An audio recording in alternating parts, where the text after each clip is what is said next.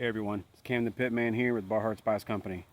Alright guys, sit down, pull up a chair, crack open a cold beer, because we got to have ourselves a talk as we dive into the most important ingredient in barbecue. It is not what you think.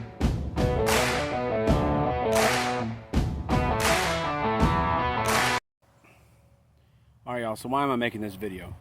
Well, never fails every time I cook for friends or family and there's someone in the crowd who's really big into barbecue or really wants to get into it.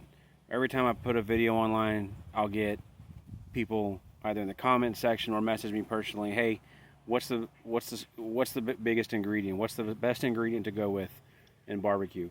Now let me be transparent. I have a seasoning business. I sell seasonings, but no seasoning is the most important ingredient in all of barbecue. You know what the most important ingredient in all of barbecue is? Your fuel source. That's right, your fuel source.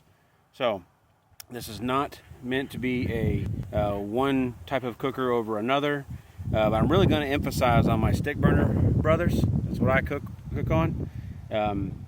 Guys, good clean wood, good clean cured wood, like what I'm holding here. Now this is oak, okay, that I sourced from somebody local. All right, and this is a moisture tested it, and it's at like 17% moisture. This has been sitting in whole rounds stacked up in my yard for probably 3 months, and it was sitting for a good 6 months before that. Now, let me show you something. Now, y'all excuse the mess of my pile of wood here, but these rounds, I recently cut them into shorter sections, which are more friendly for my pit. But you can see they're getting pretty dry and starting to crack. They've got about another month in the heat on them before they're ready. These are about 9 months since it's been harvested. And once they are harvested, I will split them and stack them elsewhere. So those are about at a 27% moisture rating. They got about another 5 to 10% to go before they're ready, and the wood will start to be ready to split. But what I'm looking for is like this.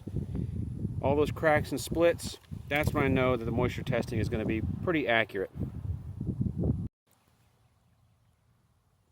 So what is the curing process, and why is it so important, and why does it make for why do I say it's the most important ingredient in all of barbecue?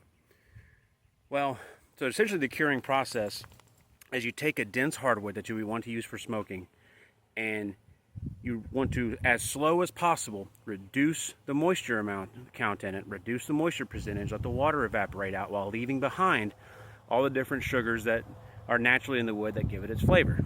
Trying to dehydrate it too fast, like kiln dried, for example, some of the stuff that you can buy at the supermarket or at your sporting goods store, kiln dry wood, the moisture was taken away too quick, and it was by a heating process that they do in a kiln, and it has taken a lot of the moisture and flavor from the wood with it.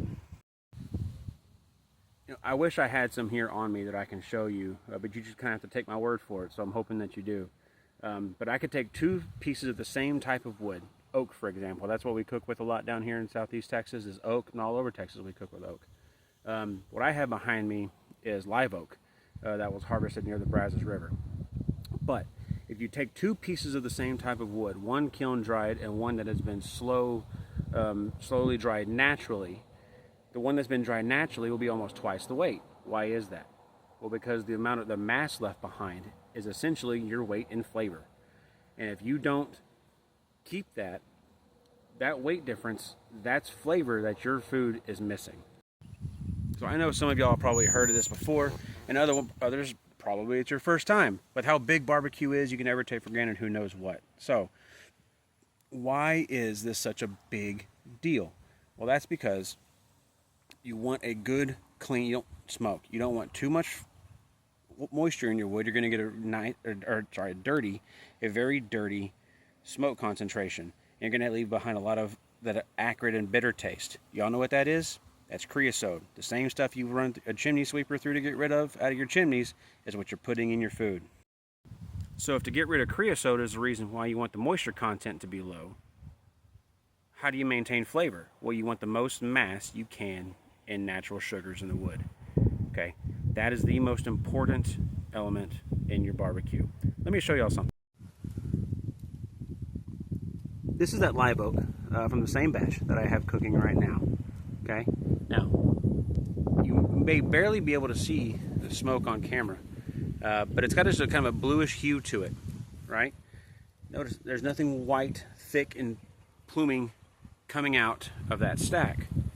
Okay, that's how you know that your moisture content is where you need it to be. See if I can get a better close up for that. Now I have this wide open because my pit runs best wide open, and I also have a strong counterflow wind today, and so I'm trying to put as much oxygen through the pit as I can, because if I don't, it's going to stuff it out. So options for this. Find what wood you like the most. I'm not trying to champion one type over another. Barbecue is universal, guys. There's people from all over choose all sorts of different flavors. South Texas, New Mexico, Arizona loves mesquite. I love mesquite. But we cook with a lot of oak here. Central Texas is post oak. I know other places use a lot of hickory. Some people use blackjack. And then there's the fruit woods that are out there. Those fruit woods could even benefit from this process more by leaving those fruit sugars behind from a slow cured process rather than a kiln dried process. So if you're running a stick burner, I don't care if it's a small Camp Chef outdoor. I don't care if it's a big 250. I don't care if it's 1,000 gallon. Although if you're running 1,000 gallon, chances are you know everything that I'm saying right now.